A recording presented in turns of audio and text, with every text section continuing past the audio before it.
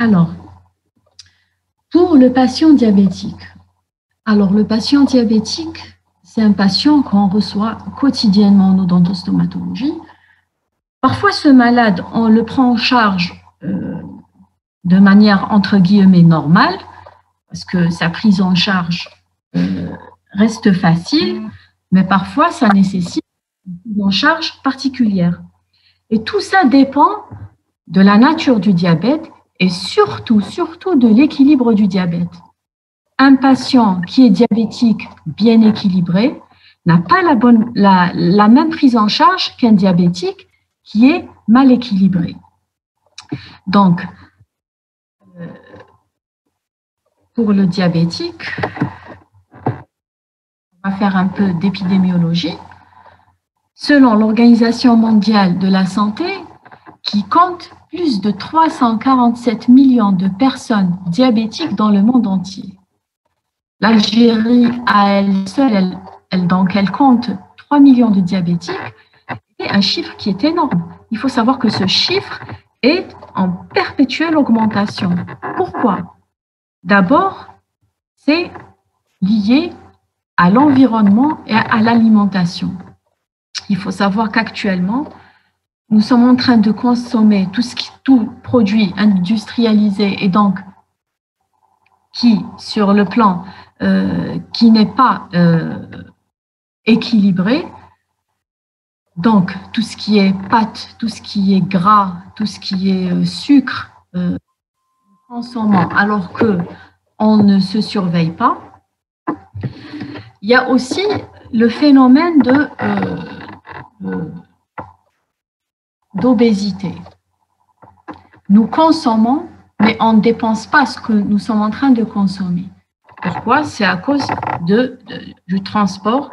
La majorité sont véhiculés, donc ils ne se dépensent pas, ils ne pratiquent pas de l'activité physique. De ce fait, le patient, tout ce qu'il consomme est stocké sous forme de triglycérides et donc c'est très mauvais pour la santé, ce qui permet le développement du diabète.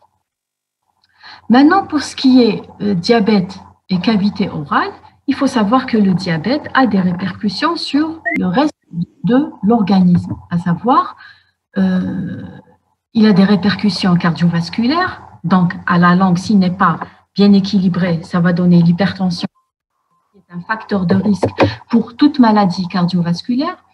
Ça va donner des répercussions aussi au niveau rénal, donc c'est des malades qui développent des néphropathies au long cours, des problèmes hépatiques. À force de stocker des triglycérides, le foie, il viendra le jour où il sera épuisé, donc sa fonction diminue. Et il a des répercussions aussi au niveau de la cavité orale, il ne faut pas oublier, à savoir la sécheresse buccale, le développement des caries, etc. C'est pour ça que, je vous le dis, il faut d'abord, je ne vais pas dire bannir le sucre, parce que nous sommes une société qui consomme énormément de sucre, mais il faut consommer de manière raisonnable. Tout ce qui est sucre lent, tout ce qui est pâte, tout ce qui est pain, on sait très bien que nous sommes aussi une société consommatrice de. Donc là, il faut réduire au maximum la consommation, consommer de manière régulière et surtout, il faut pratiquer le sport. Une activité physique quotidienne reste indispensable. Donc, qu'est-ce que c'est que le diabète? Le diabète est une affection métabolique qui est caractérisée par une hyperglycémie chronique à jeun qui est supérieure à 1,26 g par litre. Donc là, la limite pour dire que c'est une glycémie normale, ça se situe entre 0,7 g jusqu'à 1,10 g. Au-delà de 1,10 g, il y a une intolérance au glucose. Au-delà de 1,26 g, on parle d'hyperglycémie chronique.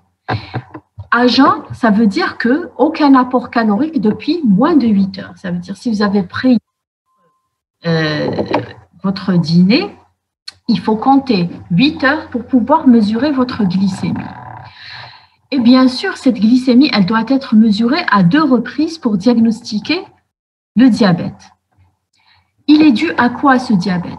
Soit à une déficience de sécrétion d'insuline, ça veut dire que le pancréas ne travaille pas normalement et il y a une déficience de la sécrétion d'insuline qui est une hormone régulatrice de glycémie dans le sang, soit une anomalie de l'action de l'insuline sur les tissus cibles.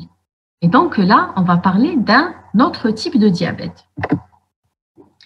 La classification, vous la connaissez tous. Donc le diabète, selon la classification de l'OMS, on a le diabète type 1, ou ce qu'on appelle le diabète insulinodépendant, qui survient généralement à l'âge de 30 ans. Avant l'âge de 30 ans, on a une destruction auto-immune, ça veut dire par l'organisme lui-même, des cellules B du pancréas, qui sont responsables de la sécrétion de l'insuline. On a aussi le diabète type 2, ou le diabète non insulinodépendant, qui touche 95% de la population des diabétiques, qui survient après 40 ans. Les causes de ce diabète, c'est l'obésité, c'est la première cause, associée à la consommation de tabac et d'alcool, et à l'insulinorésistance. Les pathologies secondaires au diabète, surtout s'il n'est pas équilibré, on aura beaucoup de pathologies associées au diabète. D'abord, c'est l'hypertension. D'ailleurs, on le voit souvent, cette association diabète-hypertension artérielle. On a des pathologies pancréatiques, bien sûr, parce que puisque le diabète, il résiste donc à l'action de l'insuline.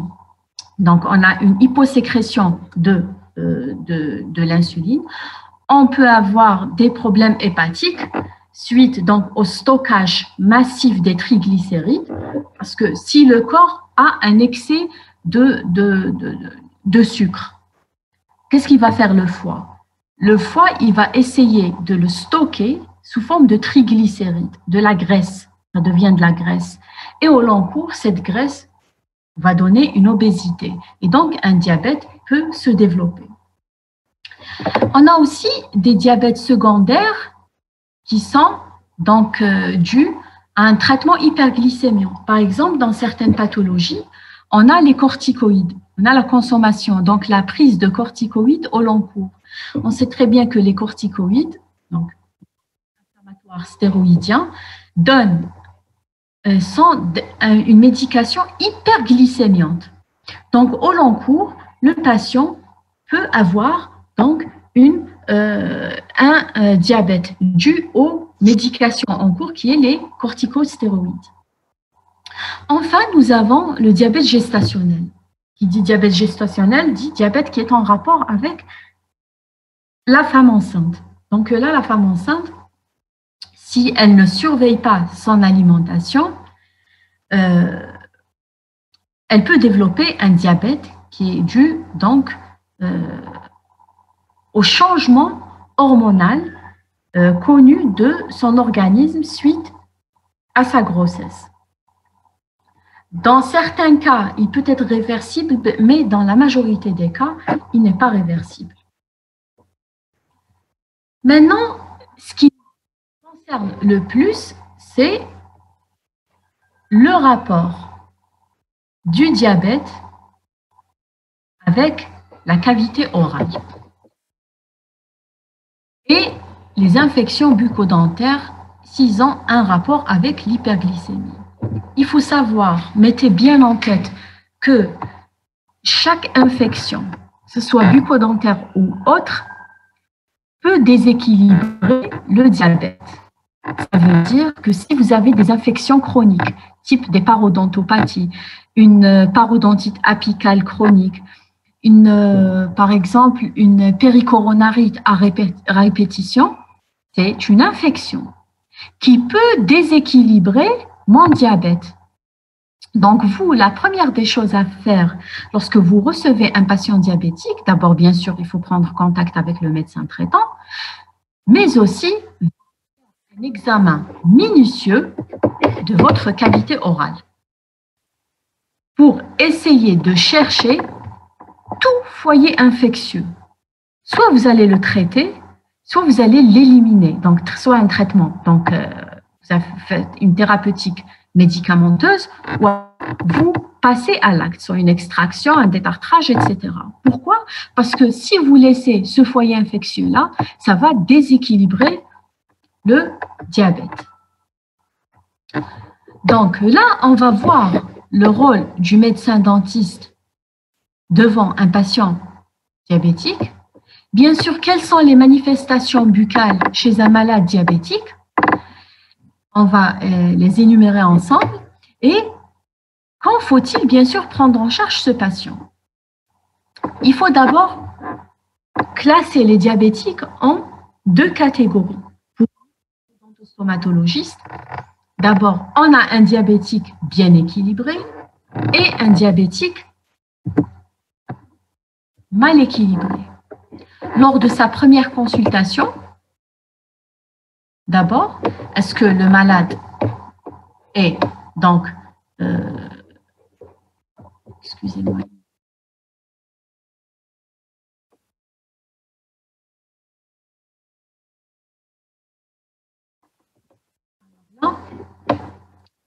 est-ce que c'est un patient qui est connu diabétique ou alors il n'est pas connu diabétique?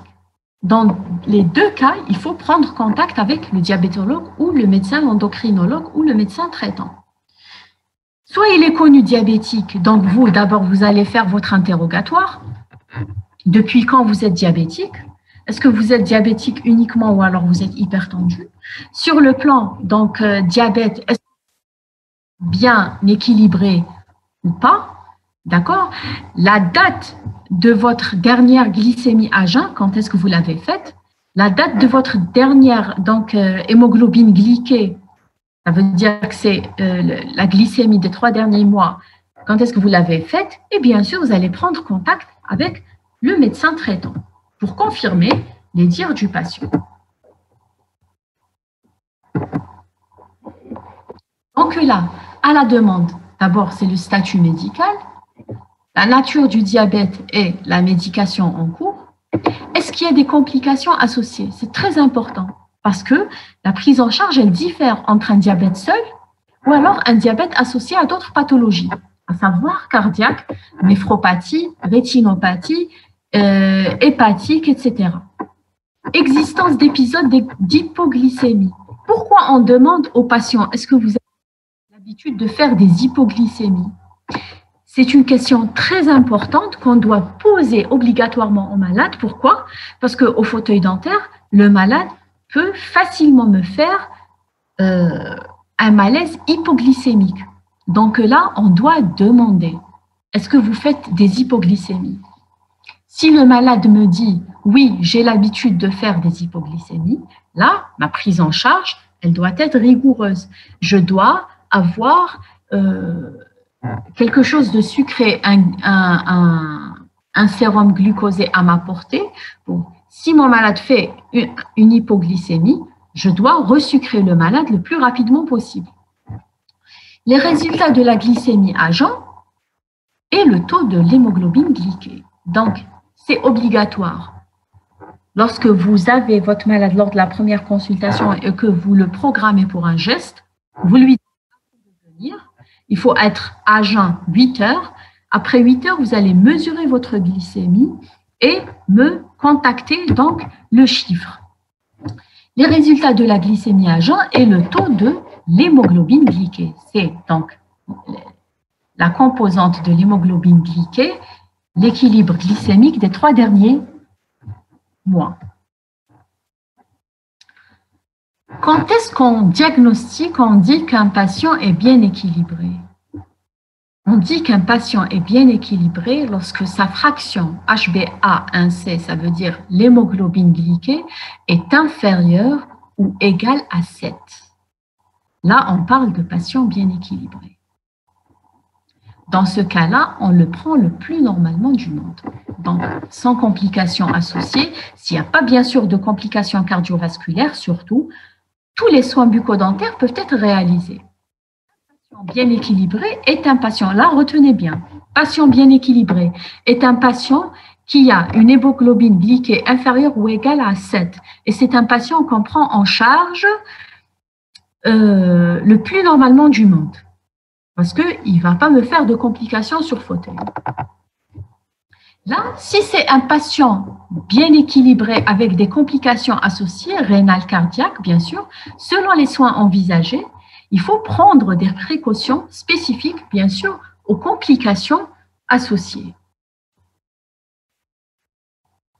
On parle de patients mal équilibrés lorsque l'hémoglobine glyquée est supérieure à 7. Ça veut dire, lorsque vous allez demander l'hémoglobine glyquée, il vous dit, je l'ai faite récemment, elle est de 8 ou de 9, ça veut dire que c'est un patient qui est mal équilibré. Dans ce cas-là, il est mal équilibré et qu'il a des infections bucco-dentaires, peut-être que cette maléquilibration est due au foyer infectieux. Dans ce cas-là, qu'est-ce que vous allez faire? Vous n'allez pas renvoyer votre malade. Bien sûr, il faut éradiquer tous les foyers infectieux bucco-dentaires qui soient aigus ou chroniques, potentiels ou latents. Il faut faire un assainissement parodontal, des extractions de racines, puisque ce sont des foyers infectieux. Pourquoi on parle du parodonte, de l'assainissement parodontal? Les poches parodontales en particulier, et surtout lorsqu'elles sont supérieures à 4-5 mm, c'est un foyer infectieux à polymicrobisme.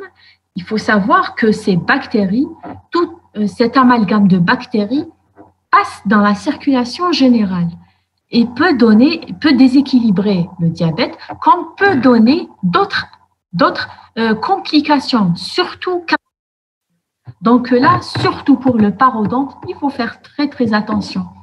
Pensez à sonder les poches parodontales.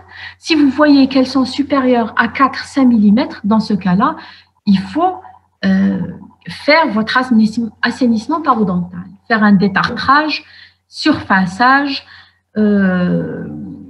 recommander les bains de bouche, recommander le fil dentaire. Si vous avez des racines résiduelles, bien sûr, il faudrait les extraire. Pourquoi? Parce que ça constitue des foyers infectieux.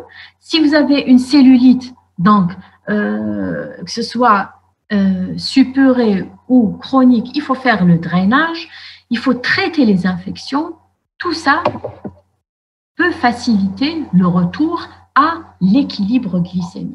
Donc là, pour un patient mal équilibré, retenez, si vous avez un patient mal équilibré, ça veut dire que l'hémoglobine glyquée est supérieure à 7. Dans ce cas-là, votre rôle primordial est de rechercher tous les foyers infectieux bucco-dentaires qui peuvent être mis en évidence soit par un examen clinique, mais aussi aux examens complémentaires comme la radiographie. Donc, la radiographie panoramique, donc c'est un examen de débrouillage, de première intention. On le demande systématiquement pour mettre en œuvre tous les foyers infectieux qu'on n'arrive pas à détecter en clinique. Donc là, puisque vous avez donc diagnostiqué tous les foyers infectieux, vous passez à l'acte. S'il y a des extractions de racines, vous les faites. S'il y a des drainages, vous les faites. S'il y a un assainissement parodontal à faire, vous le faites. Et bien sûr, vous allez recontrôler le malade et demander une autre glycémie pour voir est-ce qu'il y a eu retour à l'équilibre ou pas. Maintenant, pour ce qui est la prise en charge de diabétiques sur fauteuil dentaire pour extraction dentaire. Je parle de l'extraction parce que c'est ma spécialité. Donc là, les extractions dentaires, quelles seraient donc les précautions à prendre? D'abord, tous ces malades qui présentent des pathologies chroniques, que ce soit un diabétique, un hypertendu, un cardiopathe, un néphropathe, quelqu'un qui a une pathologie hépatique, tous ces malades-là, de préférence, il faut les prendre en charge le matin dans une atmosphère qui est exempte de tout stress, par l'établissement bien sûr d'une relation de confiance et une prémédication sédative qui n'est pas systématique, mais qu'on peut donner. Ça veut dire quoi, une relation de confiance? Ça veut dire que lorsque vous installez un malade sur fauteuil dentaire, la première des choses à faire, c'est de parler avec votre malade. Discutez avec lui et prenez votre temps avec lui. C'est très important, ça va permettre de diminuer le stress. Pourquoi on parle dans une atmosphère où il n'y a pas de stress?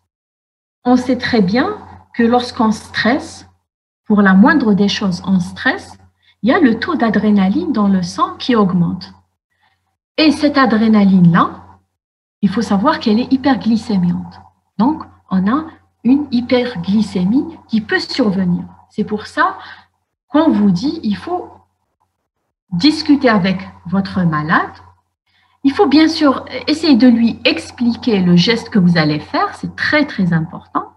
Et surtout, essayer entre guillemets de banaliser le geste. Par exemple, vous lui dites, ce n'est qu'une simple... On va rapidement l'extraire, il n'y a pas lieu de stresser, etc.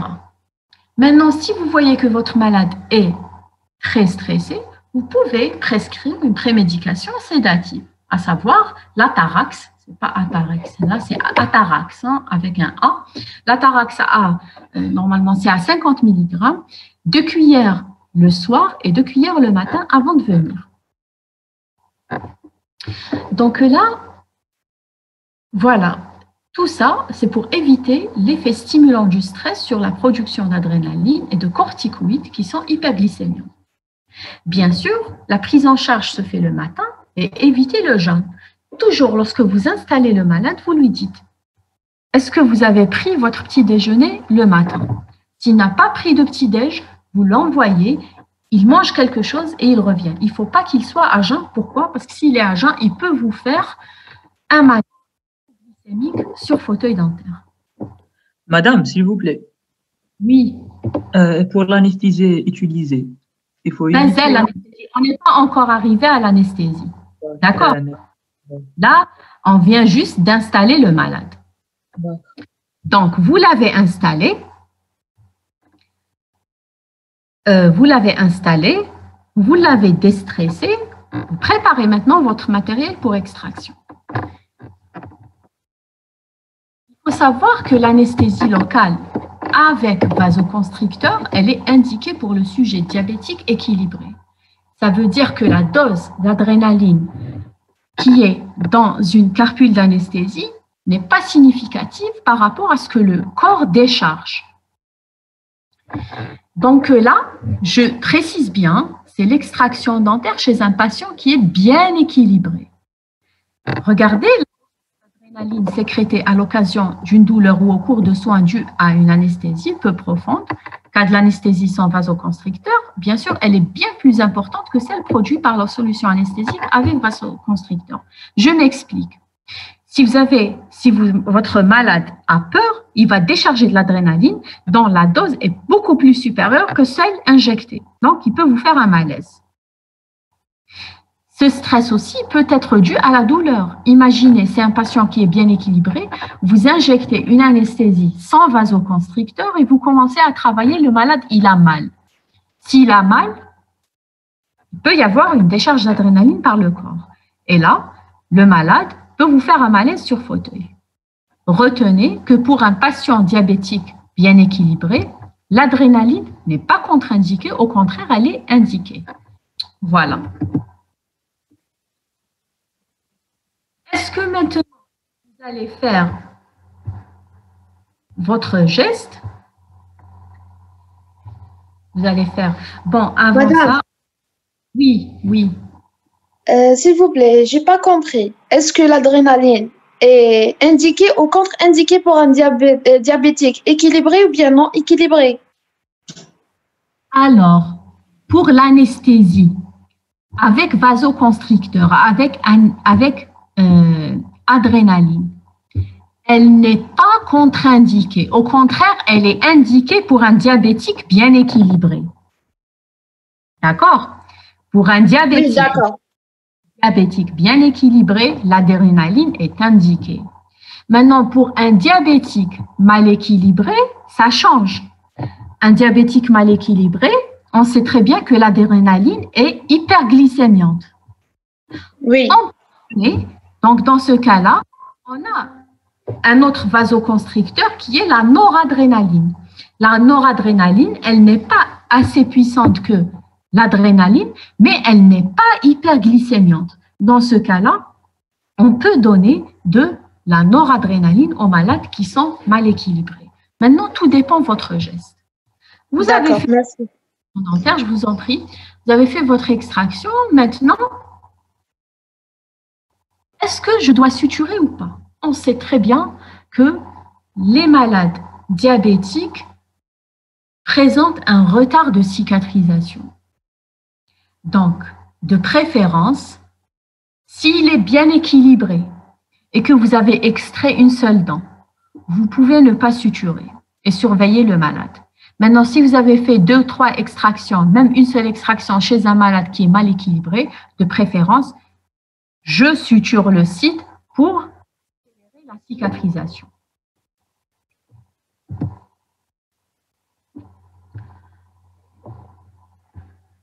Alors, maintenant, l'antibioprophylaxie. On va parler de l'antibioprophylaxie. Pré- ou post-opératoire. Est-ce qu'avant de faire le geste, on donne un antibiotique? Est-ce qu'après avoir fait le geste, on donne un antibiotique? Tout dépend de votre diabète. Retenez très bien que si le diabète n'est pas contrôlé et que les urgences sont envisagées, on peut donner une prophylaxie infectieuse lors des actes chirurgicaux. Maintenant, l'antibioprophylaxie post-opératoire, elle dépend de l'étendue de l'acte. Et là, elle est importante. Imaginez, vous avez mal équilibré, vous avez extrait plusieurs dents, vous avez suturé, et que bon, vous avez pris beaucoup de temps avec votre malade. Est-ce que vous donnez un antibiotique après extraction dentaire? Oui, on donne. Pourquoi? Parce qu'il peut y avoir une surinfection, d'abord, primo. Secondo, la présence de bactéries va retarder encore plus la cicatrisation. Donc, je donne un antibiotique en post-opératoire pour protéger le site, d'abord, et bien sûr pour ne pas empiéter sur la cicatrisation qui va se dérouler de manière normale avec l'antibiotique. Chez un patient diabétique qui est bien équilibré, qui ne présente pas de foyer infectieux, la prescription prophylactique d'antibiotiques n'est pas du tout nécessaire. Ça veut dire que en clinique, lorsque vous avez un diabétique et on vous demande la prise en charge, n'allez pas me dire je donne un antibiotique avant extraction dentaire. Ça sert absolument à rien. Il est diabétique, il est diabétique bien équilibré, il est normal, donc je ne donne pas d'antibiotique. Là, quand est-ce que prescrire? Lorsqu'on a un malade mal équilibré, que notre acte va durer longtemps, en préopératoire, je peux donner 2 grammes d'amoxicilline par jour que le malade va commencer la veille de l'intervention. Si l'infection est là, elle sera poursuivie jusqu'à tarissement de l'infection. Ça veut dire que si votre malade a une cellulite, vous pouvez donner un traitement antibiotique. 48 heures après, vous allez contrôler et faire votre extraction. Après extraction, bien sûr, on ne doit pas arrêter l'antibiotique. Il a commencé 2 jours avant, il doit continuer, donc 5 jours après. Donc, ce qui fait un total de 7 à 8 jours.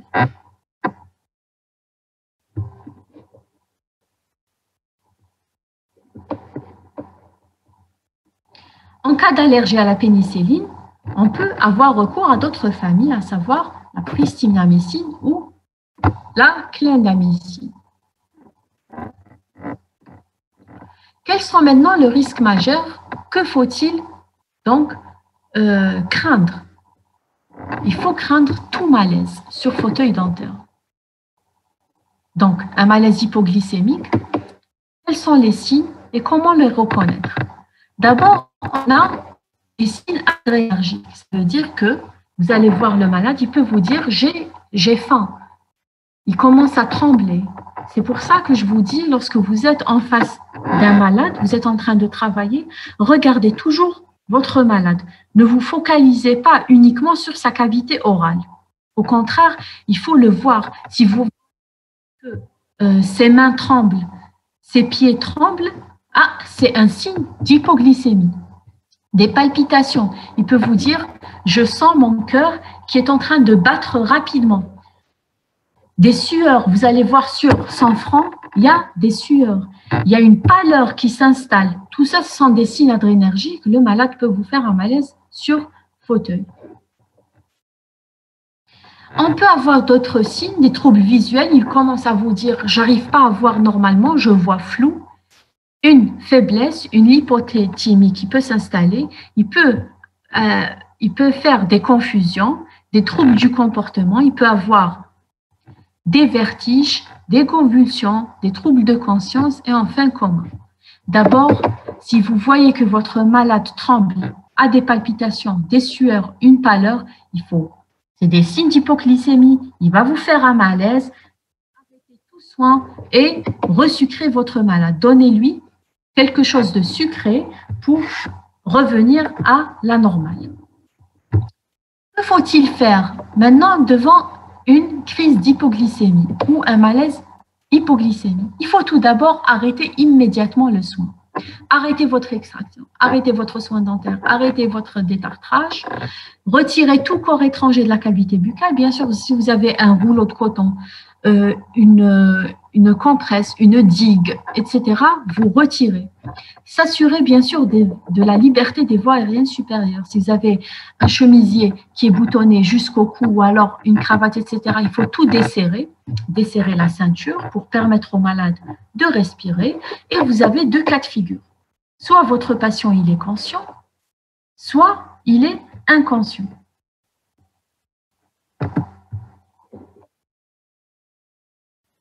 Est toujours conscient, il faut resucrer, donner. Donner donc 2 à 3 morceaux de sucre dans un verre d'eau ou alors donner un verre de sérum glucosé. Complétez bien sûr votre resucrage par la prise de sucre lent. Un bout de pain, par exemple, un bout de pain si c'est disponible et allongez votre malade en décubitus dorsal.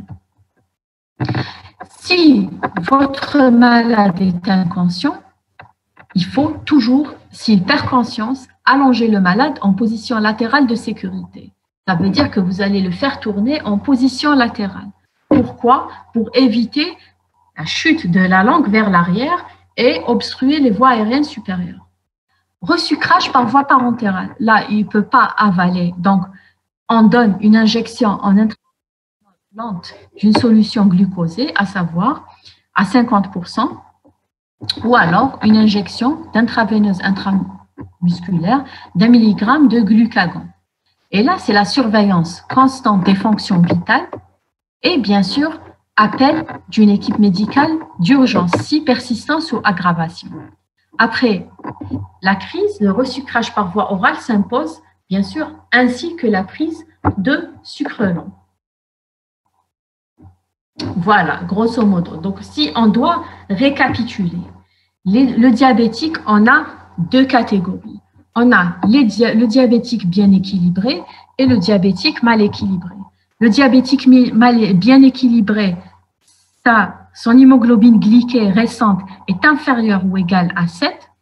Un diabétique mal équilibré est un diabétique dont l'hémoglobine glyquée est supérieure à 7. La prise en charge diffère. Pour le diabétique bien équilibré, c'est un diabétique qui est pris en charge de manière normale et considéré comme un patient sain. Pour un diabétique mal équilibré, là, la prise en charge diffère. D'abord, lorsque vous installez votre malade, il faut le déstresser. Pourquoi? Parce que le corps humain décharge de l'adrénaline qui peut être hyperglycémiante et donc le malade peut me faire un malaise sur fauteuil. Si vous voyez que votre malade est très stressé, vous pouvez reporter votre geste et donner de la prémédication sédative. Généralement, on donne de la Tarax en sirop, 50 mg, 2 cuillères le soir, 2 cuillères le matin avant de venir. Voilà. Pour ce qui est de l'anesthésique, il faut savoir que l'adrénaline, elle est hyperglycémiante, mais je l'utilise de manière normale chez un patient qui est bien équilibré. Chez un patient qui est mal équilibré, je peux utiliser de l'adrénaline qui n'est pas hyperglycémiante. Votre acte doit être rapide et surtout éviter de déchirer tout ce qui est muqueux. Pour les sutures maintenant, on sait très bien que le diabétique présente un retard de cicatrisation. Si vous faites l'extraction d'une seule dent chez un diabétique bien équilibré, je peux ne pas suturer. Si vous faites plusieurs extractions ou alors même une seule extraction chez le patient mal équilibré, dans ce cas-là, je dois suturer obligatoirement pour protéger le site et accélérer la cicatrisation. Pour ce qui est de l'antibioprophylaxie, elle n'est pas indiquée chez un malade équilibré. Par contre, elle est indiquée chez un malade qui est mal équilibré pour surveiller sa cicatrisation. Maintenant, pour ce qui est diabète et cellulite cervico-faciale, attention, très vous avez un malade diabétique qui développe une cellulite, il faut passer à l'acte directement, donner un antibiotique. Si c'est une cellulite au stade séreux, le malade ne peut pas coopérer pour extraction, vous le mettez sous traitement antibiotique. Vous allez le convoquer, donc 48 heures après. Vous allez convoquer 48 heures après, vous faites votre acte. Par contre, si vous laissez traîner, la cellulite, c'est une infection qui peut déséquilibrer votre malade. Donc là, la prise en charge rapide, antibiothérapie adaptée et traitement étiologique le plus rapidement possible, et surveillance et évaluation du traitement. Si vous voyez la moindre diffusion, il faut envoyer en urgence pour l'hospitalisation. Pourquoi chez les malades diabétiques, ce sont des malades qui ont un état immunitaire affaibli. Là où on n'a pas d'immunité, ou alors notre immunité est affaiblie, il y a envahissement des bactéries. Donc là, un diabétique mal équilibré, il développe rapidement sa cellulite comparé à un malade qui est normal. Donc, très attention, faites très attention. C'est comme le Covid. Le Covid, il touche beaucoup plus les malades qui ont une immunité affaiblie. Et malheureusement, il envahit les diabétiques. Généralement, la majorité des diabétiques qui ont eu le Covid, ils sont décédés. Pour n'importe quelle infection chez un diabétique, c'est un patient qui est vulnérable. Il faut éradiquer tous les foyers infectieux. Si vous avez une cellulite, il faut la prendre en charge plus rapidement possible. L'évolution de cette cellulite, elle est très rapide comparée à un sujet qui est normal. Et ça peut mettre en jeu le pronostic vital. Si elle diffuse vers donc, le médiastin ou au niveau cervical, là, le patient peut décéder. Donc, vous avez une cellulite d'origine dentaire, pensez à donner un traitement et à éradiquer le plus rapidement possible le foyer infectieux. Voilà. Quelles sont maintenant les manifestations bucco-dentaires liées au diabète? On peut avoir développement de candidose. Pourquoi? Parce que c'est un malade qui a une sécrétion salivaire diminuée. Là où on n'a pas beaucoup de sécrétion salivaire, on a développement de plusieurs manifestations buccales, comme la candidose, comme la glossite losangique médiane, comme le lichen plan, comme les perlèches, comme les lésions aftoïdes, comme la langue géographique, etc.